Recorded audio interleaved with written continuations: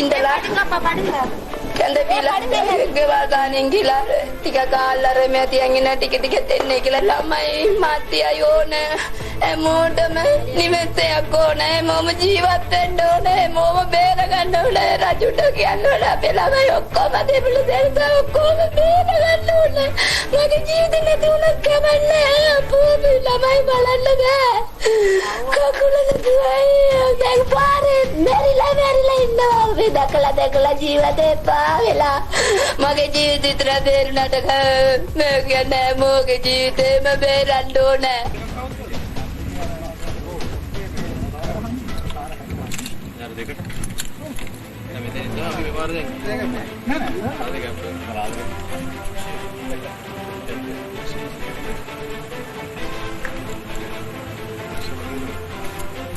A very good evening, everyone, and welcome to DER24, our special coverage tonight as well. Well, this week we are celebrating our war heroes. On Monday, we brought in another war hero, spoke about what exactly his experience was, what the humanitarian efforts was, and tonight I brought another person in to the studios as well, a very good friend of the program as well. Let me introduce him this way to you. He was the commander of the 58th Division. I now know very much, you are very much well aware as to who he is. He was also the commander of the 58th Division and the Commander Brigade. The youngest CEO ever, the youngest general ever produced by the military here. Second lieutenant who has 3 guaranteed medals in history of our military here in Sri Lanka, and the only soldier to be appointed as an ambassador to one of the nations, the United Nations here, and to be appointed during an active service. Welcome back, Army Commander Lieutenant General Shavendra Silva. Welcome to the program. Thank you very much for being here. Thank you very much. Let me start off. I want to get an idea about what made you to choose the military. Why do you want to be a soldier? Because that's actually, like, if you ask any of the younger generation today, that's not a very easy decision that they would make. What made you to join the military? Of course, during our time, by the time we went for interviews, then there was no war in this country. That was 83, only there was a riot at that time, but even before that we were interviewed. And of course, if I be very honest, please do. Yeah, of course. Not really because of any patriotism or anything like that, no. I joined the army to play cricket. I would have told this before also. I was a good cricketer in my school, and I was actually St. Thomas's College, Matale. So I actually, while I was playing under 15, I was playing for first 11. Very young, I managed to play that, and before under 17 team, I was captaining the first 11 cricket team while I was playing like second year, the last year of under 15. So it's a bit of a history at that time in my school. So to my level, I was a good cricketer at that time. We are from outstation, we did not have much opportunities. I came for Sri Lanka schools team also, but at that time the cricket was such, we did not have much opportunities from outstation, and I felt at that time I saw a cricketer from Sri Lanka Air Force, once was Phil Fernando opening cricket in Sri Lanka Air Force and Sri Lanka cricket team. I thought if I joined the army, I got a lot of offers from private sector, but I thought if I join the army, I'll stand a chance. So I thought I'll join the army. Of course, my mother was happy that I joined, but my father was a little reluctant. But there was nothing to get excited also at that time. We did not have any of this thing. But anyway, any parent is little concerned about joining military. Yes. So I joined the army because of that reason. That is how I joined the army. You started your service in 1984. Currently 36 years of service. You're still an active officer of the military. 84 was like the beginning of this entire conflict. That is when the whole, it was brewing in the northern part of the country, and slowly it was, getting traction. What was your experience back then? You started your career when this entire war was slowly coming in, and you have literally seen the whole war. You ended it. So that has happened. What was your concerns back then? What were the signs that apparently, did you all know that we were going for a heavy military battle later on?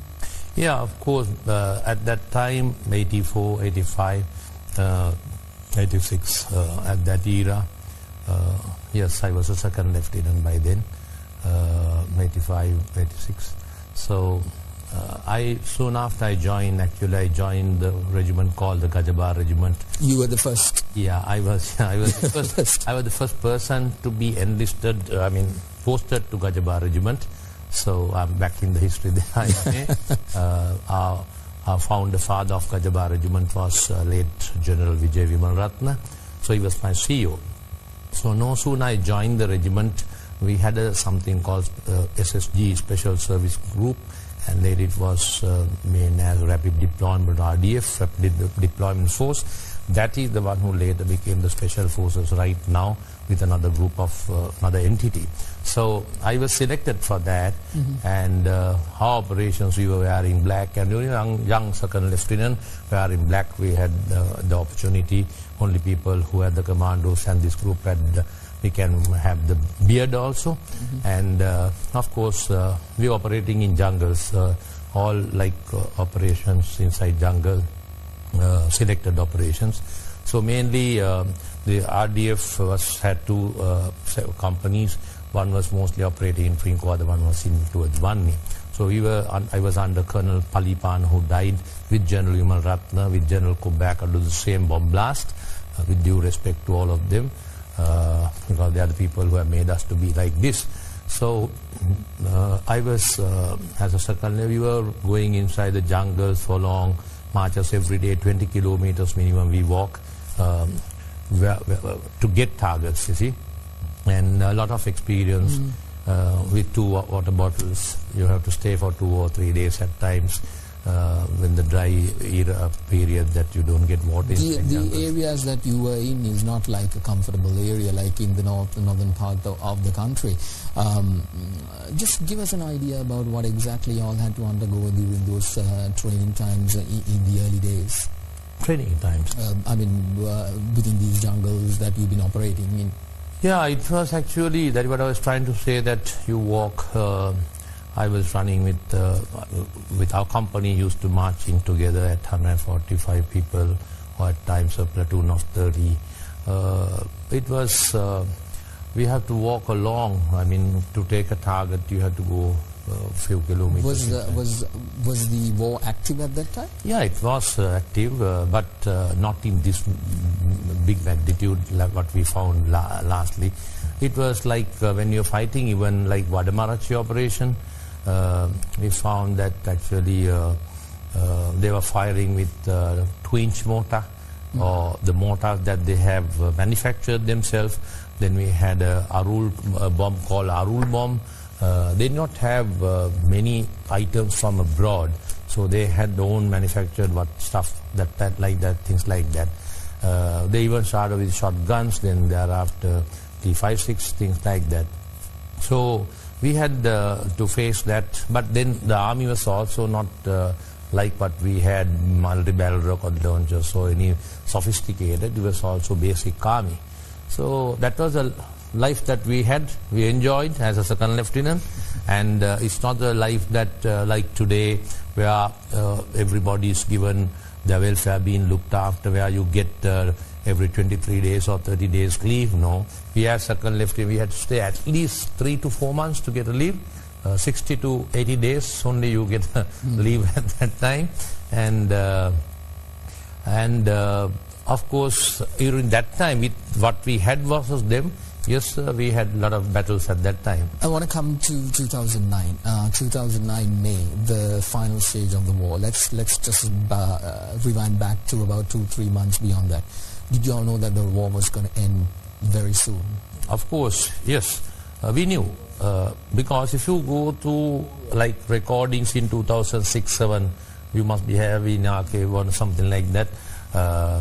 I told at the beginning itself, we are in a winning war. While I being in Manna, I told that definitely we are going to win this war. We were very confident because when we were given opportunities to command as a division command, we were people who joined the army with the war, and when we came as second lieutenant, the war started. So in war 1 to 4, till the last day of the war, we have been there.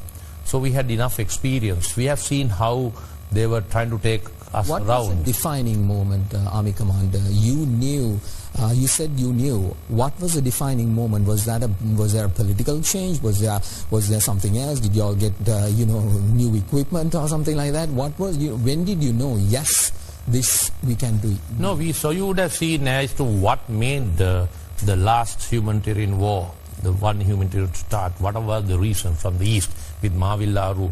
So we had honestly, we had a very good, great political leadership, His Excellency Mahinda Rajapaksa, and we knew our Secretary of Defense at that time, the present President Gotabaya Rajapaksa. He was a military officer. He was my commanding officer when I was serving as a second lieutenant, and he and I are from the same regiment. Not only us, actually, General Kamal Gunratna, Jagat Das, Chagi Gallage, we all are from Gajaba regiment. So we have been fighting together. So he knew each and everything of military, not only Army, Navy, Air Force also. He had a good idea about that. So that combination, together with the former commander, General Sarath Fonseca, Field Marshal Sarath Fonseca, Navy Commander, Air Force Command, they're all capable officers who had gone through from ELA 1 to 4. So, of course, with that combination, and in the army, of course, I think command at that time, he selected people, not went by the seniority. He selected, hand-picked officers were selected, then put for, first of all, the Jagat Das was put to 5-7, one General Manwad was put, and thereafter General Jagat Das was put in, then 5-8 was given to Chagi, and then Task Force 1 was Chagi, and then I was given 5-8 division, then General Nandan Uduat, General Kamal Gunaratna was 5-3 division commander, the strike force, then General Prasanna Silva. They all were hand-picked. May not be necessarily was the seniority was not the case with him. He selected people. Yeah, so because of that, and also, first of all, we had to talk, without here and there, we had to say there's a political leadership. They had very strong political leadership. The government had a good relationship with the foreign nations, especially in the SAARC or the immediate neighbors. Thereafter, with support of America, we managed to get satellite and things like that. They were supporting us, even to get ammunition, equipment. We are not manufacturing all this. Because of that, we had to get those. So the President Rajapaksa managed to get the international support at that time for buying stuff, bringing stuff, and correct team was selected, correct commanders were there. So it's a matter of good planning. By the time we went for Ilam War 4 with Mavillaru, Army was trained to fight well. And all those who were in command appointments were people who had enough of experience, gone through battles, enough of battle. We have all these officers have gone almost all the battles at that time. So we knew what were the tactics of LTT, how to fight with them, all that. Let's talk about the 2009, the May last week. This whole operation began from Mavillaru as a humanitarian operation. It was not just a field battle where you were going and defeating your enemy, because we were going there to rescue the people who've been trapped and used as a human shield by the LTTE. Now, y'all have the ability, when y'all are advancing to the, cornering the LTT into that particular area, you can't just think about hammering them with all the artilleries and all the equipment that you have. You have to think about the people there. And we've seen from time and time after on television the fact that when they were coming out in multitudes, and they didn't have anybody. They didn't have the LTT taking care of them, and suddenly here, unknown forces are coming, and then they were asking to help. How did you manage this? How did y'all have a war tactic, a war strategy to hammer the enemy, yet safeguard the people? For me, you have to choose something, but you all chose both. How did you all do that? Yeah, of course, you were starting as to how we started off. Yes, we were planning. That is why it was named as one humanitarian operation when it came to one humanitarian. As you said, it started off with Mavillaru. They actually deprived the rights of the people, of 20,000 people of this great nation, in that area you find mostly for cultivation, paddy cultivation. They have about 13,000 acres. They deprived giving water to them. So I think the president at that time, President Rajapaksa, knew they have taken us on rides many a times. If I start off with that, you see, 83 to 87, we fought well at that time with what we had. Then thereafter 87, about to finish, we were second lieutenants, we were fighting. Present president was one out of 4 battalions who went inside under General Imarat and General Kubakadua.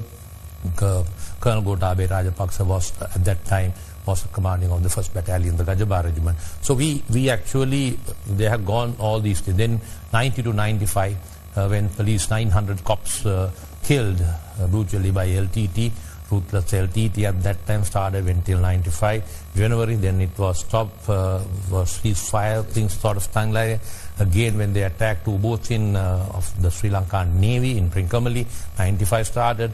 Then they went again for a peace talk, 2001.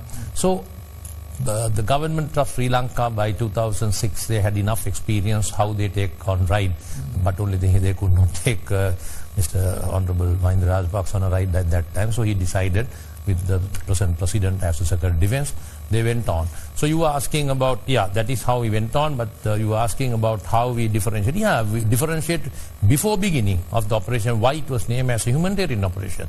That is to safeguard and to rescue the civilians who were kept as a human shield by the LTT. So that was the reason where we started off the operation, to rescue people and also to liberate the land that was holding by a terrorist group. Officially or unofficially, we had to tell that a massive area was under the control of LTT, although the government is paying, government servants are there, all that is there, but still it was controlling. And you saw they were even trying to get some types of the passports, like things like that. Yes. They had their own banks. They were trying to get some currency also. So they had all the systems. They were the only terrorist group in the world, I believe, that the government is feeding and trying to attack us also, you see. So government was sending food lorries to their area. So it was like that. So I think one day decided, yes, we have to liberate the land and the rescue the people. So that is why the operation named as a thing. And then we knew before we went in, we knew that about 295,000 odd people are there. But unfortunately, what happened was LTT took them as a shield. Human shield was their defense. Other than their physical bunkers and things like that, their main first line defense was the human shield, which we can't attack. So we had to use different types of tactics. Now, before 2006, the Ilam War 4, we know that we, as a second lieutenant, we learned from the British book, you see, and our tactics and the formations and how we march are a little different. But by 2006, then the commander, he organized the army in such a way with the Secretary of Defense, Mr. Gotabe Rajapaksa. So actually, we used different tactics. We innovated our own tactics. By then, that was 20 years have gone, and by that time 23 years like. So what we did was we had own way of doing, especially at that time. Before that, we were going in massive numbers, human numbers, soldiers on ground. But here, although we had enough, we put small groups, 4-man teams were the main teams that were operating. So we had different tactics to use. So we put them.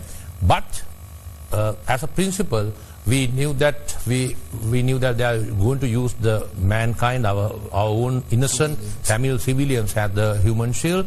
So we had to be very careful. So everybody was briefed as to first was to ensure that people will not get affected.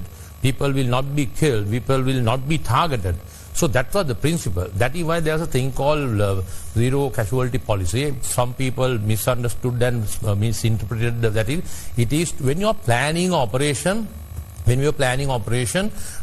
were planning to see that civilians are not getting killed or get casualties. That was the planning stage. While executing, of course, yes, at times we will not know exactly where the some civilians. We know the majority where they are. If they go here and there and get caught, it's a different story. This is universal. Yeah, so that is how it is. So what we were doing is we were targeting only the LTT terrorists.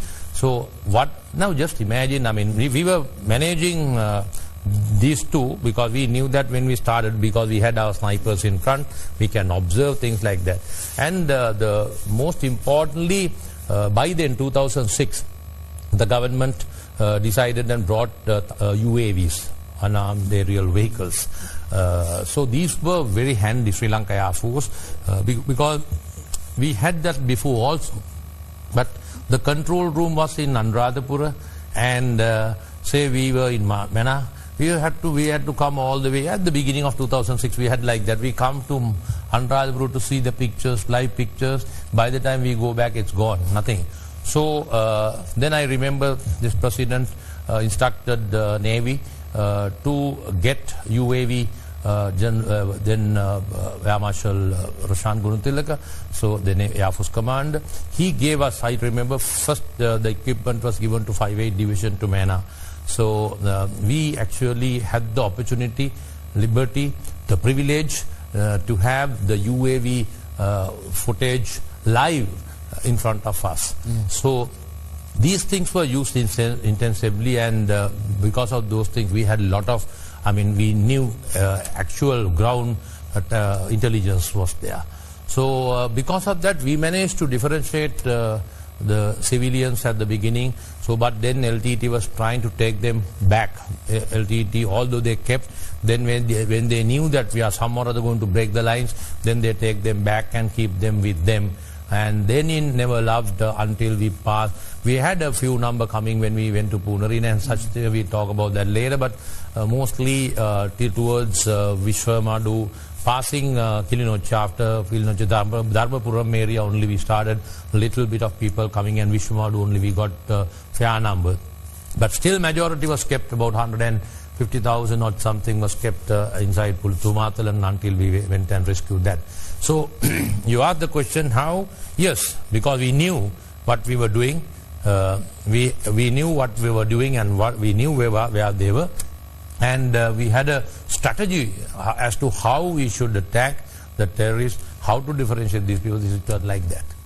Army Commander, a very good point. I want to go and talk about the, there were pictures on television which we were broadcasting. The LTT started, creating a fire where the smoke. This was like the final stage of the whole operation. I want to talk about that, but before that, let's take a short commercial break. You're watching Get Real. I'm in conversation with the Army Commander. We'll be right back.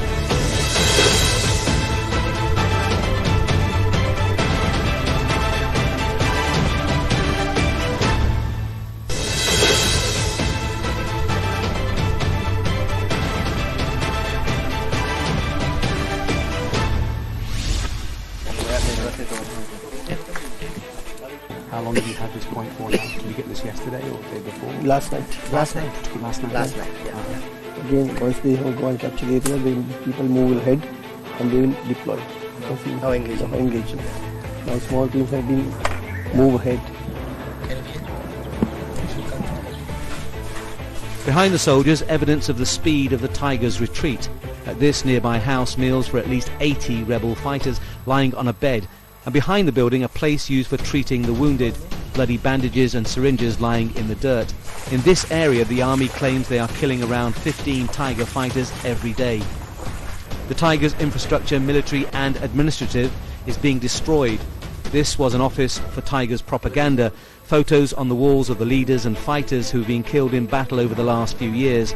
On the table, the latest edition of the Tigers' official newspaper showing its cadres and successes.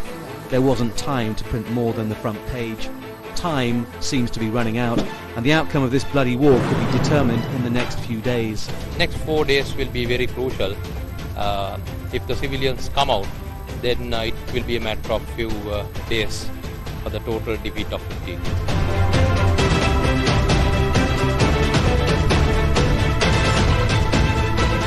Welcome back everyone to Get Gabriel. I'm in conversation with Army Commander Lieutenant General Shavindra Silva. This is our War Heroes Remembrance Week, the War Heroes Week, and tonight also we are trying to reminisce exactly what happened 11 years back. We need to tell this story as a nation continuously, so our younger generation knows where we came from, what is the legacy of our country, and the sacrifices made. This victory was not just, won by, it never fell from the sky. A lot of soldiers laid their life in order to achieve this. So, Army Commander, we were talking about the final stages of the war. The turning point, most say, is that in Punarin, the rescue of that particular operation, and then a little bit later on, a massive amount of LTT cadres were killed somewhere around in Pudumatalan and that particular area. Do you agree? Yes, of course, being a command at that time, being in the field. Why some say about the Punarin is Punarin was critical, not only the one humanitarian operation, but for the survival of Jaffna. Punarin, the way it's situated, Punarin, after that you get a lagoon, then you get Jaffna. So you find all the infiltrators to Jaffna came mostly because there was a Muhammale on top, and Muhammale was well secured. People, civilians or LTT could not cross across the Muhammale line. That was totally cut off. So only option for them, either by the sea coming to there, that was covered by the Navy, and then through the lagoon. So the lagoon was, Kilali Lagoon was big, Punarin Lagoon. So they were walking through that. They managed to walk in certain places. You don't have to go by a boat also. So infiltration took place from Punarin side. Then the second important for Punarin was where it's situated, Punarin and Muhammale. The line was like this. When Muhammale line is like this, Punarin is like this. So they brought all the heavy guns and artillery. They were firing at Muhammale line. You would have seen 2006-07, we were trying to break out from Muhammale and go towards Elephant Pass. All these operations except for 2006-1 operation, I was there, Mobile Brigade Command, we managed to go. But most of the operations we managed, they hold us, or gave massive number of casualties to us. Why massive number of casualties? When you fire like this, whatever you fall, drop or fallen above, will be fallen on top of our heads. So it was like that. So we had a massive always attacks from artillery firing from Punarin. So Punarin, when Punarin was taken, that entire firing artillery coming from this direction was stopped. The other thing was that Jaffna. Now Jaffna Palali, you would have seen that just before we captured Punarin, liberated Punarin actually, artillery guns were brought toward the tip of Punarin, and they managed to fire 29 kilometers at 130 millimeter gun can fire. So they were firing to Palali airport, where we had a massive problem of landing aircrafts. So that is why some says that Punarin was a very critical. With liberating Punarin, no firing to Palali, no firing to Jaffna town, no infiltration to Jaffna, and neither no attacks, no artillery coming on like this angle coming to Muhammale. So that was one reason Punarin was critical. And also we have to understand that now Kilinochchi is little down to the south on the eastern side from Punarin. Punarin is a little above. So when we capture Punarin, it's then they were fighting, they had lines, but when my division, the 58th division, started moving, even when we captured Kilinochchi, it was, they never expected, they told it's a dream that we'll capture Kilinochchi. Yes. That is because they had enough fortified bunkers toward 57 division on to the south. So it was very difficult to go. It was the obvious route that we were coming, you see. We had no other option. So they never expected us to go fast before Kilinochchi and take Punarin, and then come from to Parantan and come down from Parantan to Kilinochchi, where their behind was totally exposed, and they were not prepared. They never expected, they were not prepared to the south from their behind. So that was the reason that what you mentioned about Punarin was very critical. Then the other thing is not really Matalan is Pudukudu, Tiruppu, and north of Pudukudu we had a big battle. that was like the final assault of LTT toward the government forces. By the time that we went to Pudugudup area, the 53rd Division led by General Kamal Gunaratne and 58th Division led by me. These were the main two divisions, except then also we had 8th Task Force 8 with General Ravi Priya and another task force with General Nishant Vanniyari. They all were there, but with commandos and special forces. But they were the main two divisions. So what happened was, there in this area, what you are referring to, massive number of LTT cadres were killed. Actually, we were going to an area where they were coming from Putumatalan, lagoon across, and they were trying to protect Pudugurupu. Pudugurupu was actually the Prabhakaran's home where we had his children. According to our information, both children were born in that house. So that area they never allowed us to take just like this. We had to fight for months to get Pudugurupu town. So we were having that. So when we were fighting almost a month or so, we did not, even 100 meters they did not allow us to come. A lot of casualties we got in between. So thereafter we did a operation called like an encirclement type of way, which you find in books, which we have never practiced in the Sri Lanka Army before. But we thought, yes, why not, we will do that. So they never expected to get encircled by us. So 58th Division, I pushed this thing like this, and 53rd Division actually from the eastern side of or the south, they were also supporting from one side, and we put an encirclement and we closed that. And by then actually LTT have brought all their hardcore leaders and the cadres to attack our line, 58th Division line, on that day, the following day. So in the morning, while we were looking at the UAV, myself, then I had present Air Force Commander was my air coordinating officer, liaison officer under my division. Was at that time. Today's Air Marshal Mangala Das, and our RT coordinator was Priyantha Nabakoda General. He was with me. So we suddenly saw a small gadget thing, sort of a thing. Then we were zooming and checking to see it was an artillery gun, 130mm RT gun. They have brought to the line to fire direct. Normally these guns are not fire direct. They fire from 29 or at least 20 kilometers away. So they have brought them for the final assault. They have brought all the leaders. So we managed to get this, and then we surrounded this encirclement thing. Then we were fighting from 1st of April till the 3rd of April, the 3 nights like we were. So then I put a circle. Then the commander told me that they might break and try to break our line. So I was little this thing. Then I put a second line. Then I put a third line because it was there behind. But then when we put 3 lines, and I wanted first line to look after inside where they were trapped, and second line as a reserve, third line to look after the side because they were attacking from rear also.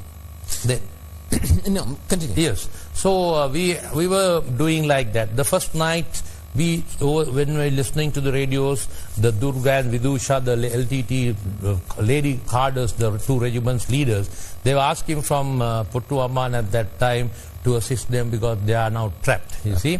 They said no way that they can't assist because the army is very strong right now. Try to break and come out. That was their message to them.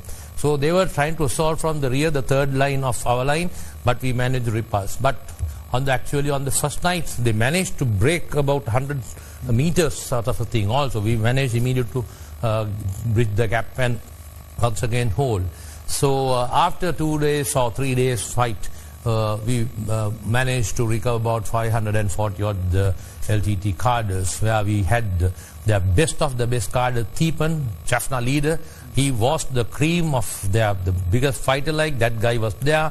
Then you find the Banu, you find Durga, Vidusha, you name it, everyone was there. So actually they were fighting.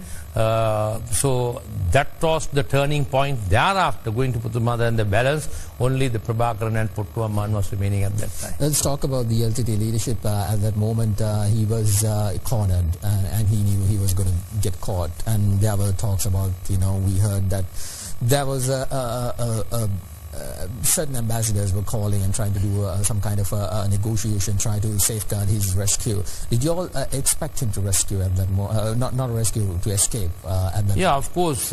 We knew that only escape was by the sea, because he had actually, our division we found and other divisions also found, even as you know that creating, they were manufacturing or trying to build a submarine, and they had little small things still remaining in those areas. They had enough boats, things like that. So I think the leadership of LTT would have felt that he'll be rescued by some crowd, somebody from outside. You see, so therefore he was fighting till the last minute, and must be knowing that they certain organizations or the countries trying to have negotiations last minute, I know, with the government, Secretary of Defense, then President. They have point blank have refused that nothing can be done at that time to land. Somebody was trying to land also and trying to get the civilians out, and in that sense trying to do things like that. But so he was waiting, fighting, but he wouldn't have, he would have never thought that we will fight till the last inch. And he waited there, and ultimately the Navy was also the Navy was strong there. They also covered very well. The Air Force was there. They were all night, every time they were monitoring what was happening. The Air Force was strong, Navy was strong, then we were going. So they had to fight till last. So we knew, actually we knew that he will try to make an attempt to escape, but of course we didn't have an opportunity for them to escape.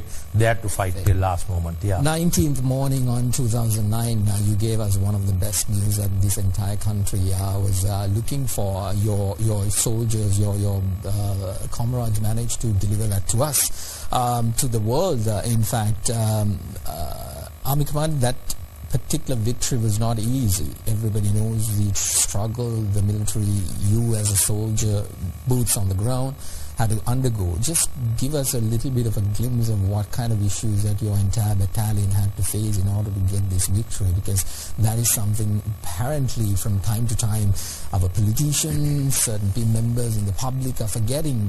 We need to keep reminding them that this victory was not, you just didn't open the gate, then they caught him and come back. It was made through a lot of sacrifices. Yeah, of course, to start off with, when we started off the operation in Mana, my division, of course, we had to start at Rice Ball. Rice Ball is a paddy field of a fair amount of kilometers width and the length. And fighting during daytime in open paddy field is not definitely easy. And one must understand, just imagine if you are in your own house, in your land, in your house, if you know somebody can enter only from your gate, okay, only to cover the gate and wait, then you know there is no way to enter your house or your premises or your land. You see, it was something like that. The LTT was sitting and they had their positions.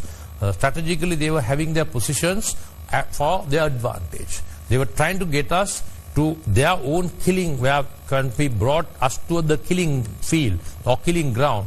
They had their bunkers, trench line, bunts, everything placed in such a way where we were brought into the killing ground.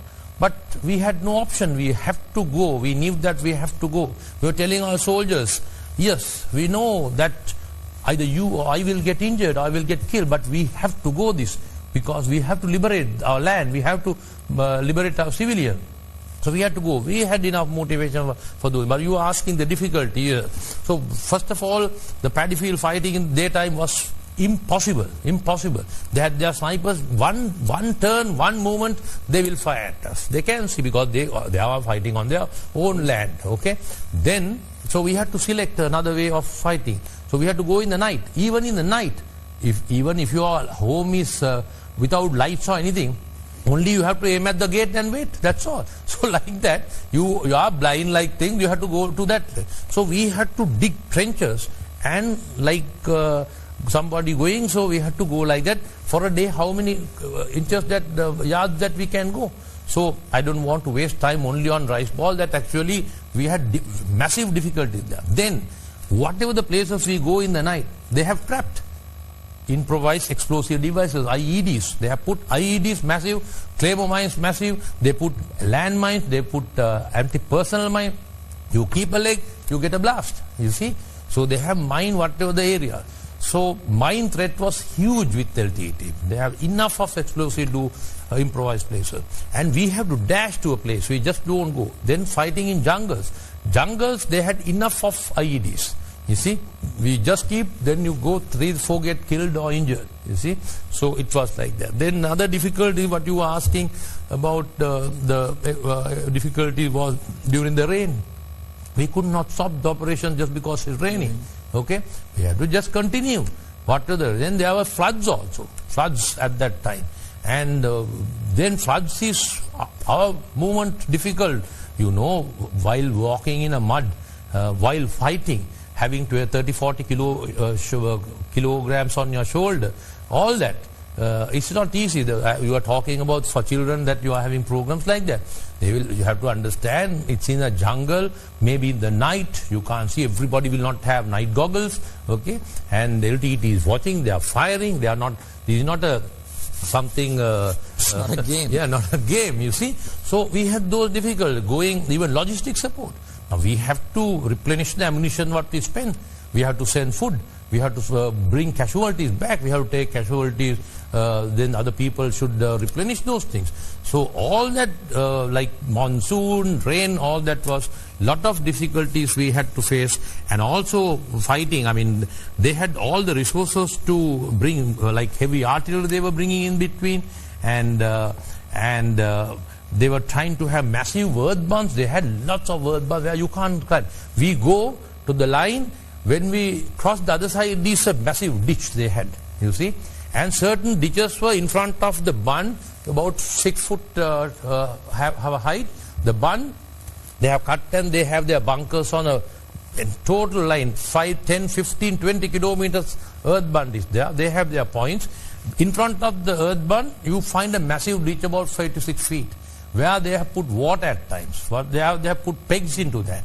So you can't just run and just jump onto the other side. You have to get down, and then they put grenades. So it's like, it was totally a battle like that. We had bunds like that in Akkarayankulam, Nachikuda, then before Kilinochi, before Parantan, many areas we had that. Because they had enough time to prepare, and they were withdraw and go back to a strategic location where they can defend.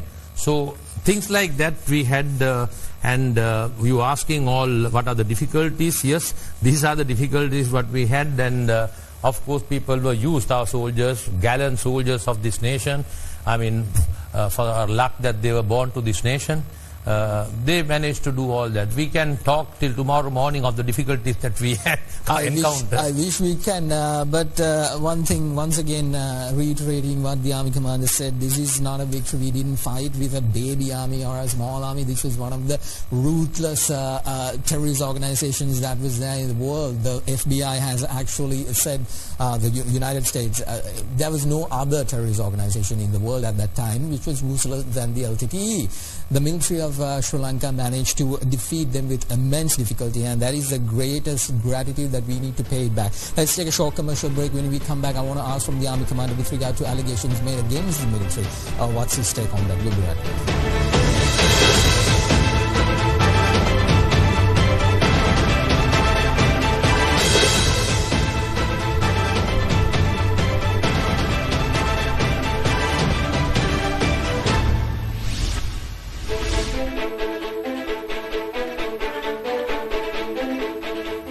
Welcome back, everyone. I'm in conversation with Army Commander Lieutenant General Shavindra Silva. Army Commander, we are running out of time, but very quickly, there are allegations which continuously have been there since we won the war. is the fact that, in my opinion, is the fact that just because the LTTE was defeated militarily, the money still keeps talking from various governments from around the world. Now, here there's the biggest allegation against the military seems to be that you all violated human rights. You all actually, abused certain war norms and all those kinds of things. Human rights is a key factor. I know that there is a recording from the LTTE Supremo who said apparently if they are going to surrender, if the LTTE is going to surrender, they should surrender to you, the 58th Battalion, because apparently you all were more humane than anyone else. If that was kind of the idea that the LTTE is having, what is this nonsense all these countries are talking about human rights violations? Yes, true. I mean, I'm great to see that you have remembered that long years back actually LTTE was talking that if at all to surrender to my division. Yes, of course, that is because maybe at that time they felt, I mean, before we came to the last stages, last month or so, we found that a lot of people came to my division. Not only that, I managed to actually capture LTT cadres whilst on battle beyond, like before Poonareen, and people I would have seen at Poonareen. Your reporters would have reported that 3 girls we found alive. They actually fired at our soldiers. We had 5 or 10 casualties. And when we took them alive, still I think videos are in YouTube, things like that. Recently, I don't know which channel brought one of them to a live show just before 18 and had an interview. She was a teacher, government paid teacher. Salary was taken by the government of Sri Lanka and fighting for LTT. So when she was captured and brought to me, and she said not to kill her. So I said, no, I will never kill. I will never kill. You were LTT card. You were a terrorist fighting against the Sri Lanka army at that time. I said, fighting till we captured you. From the time that you have laid down your arms, okay, and then come to us, you are a sister of our own Sri Lankan sister. Okay, we don't treat you as a terrorist thereafter. Although she had a little injury here, we treated, and I was talking to her. So it was like that. We have done. So maybe thereafter also I managed to get some of the lead cadres like capture like that, and they all are alive, still they must be there. So what has happened is that would have been the reason that they would have said that more humane and to come to my division. So we have treated like that. But some unsubstantial allegations have been brought after the war, as you said, after the post-war scenario. That is because those guys who are supporting the LTT, we could say LTT, they are not supporters, they are LTT cadres who are still alive and living in abroad, you see. Yeah. LTT cadres, LTT supporters, LTT sympathizers, LTT NGOs, LTT INGOs. So that type of organization still existing in abroad, you see. And also, some are also in Sri Lanka, some people are supporting from Sri Lanka also. So these guys, they initially just kept quiet. Later on, they had enough money to pump in because they have collected so much of money from the innocent people of Sri Lankan who are living abroad, saying that their families are here, and they were trying to get all that to them. So they had enough money. They were trying to have a system where they tried to discredit the very human operation that we did. So, as I said, it is regrettable and it is contrary to the principles of natural justice. They never did that. And also, I know you must be knowing, even against me, I have been banned, and not only me, even my 2 children. The principles of presumption of innocence until proven guilty is not for us. You see, LTT, we are not talking what LTT did. We don't have to, okay? We are not asking just because they did, we have done and we should be excused. No, we are not asking that. So nothing. You just imagine somebody who comes behind somebody and tells something, and they have not even told who tells. We can't wait. We have to wait for another 10 years or something to know who they are. By the time they will not be, I don't know whether they will be living also. So that type of things, those are the people who have accused us, and we don't know what is our accusation, where we have done the wrong thing, when nothing. Army Commander, thank you very much for coming here, and thank you very much for your service. We really appreciate what you have done. You're the person who has actually led the whole victory to us and given this country, you liberated this country, as you well said. Thank you very much for coming and talking to us, and come back again. Thank you for watching. I'll be back again at around 9:35 with World News. See you then. Bye for now.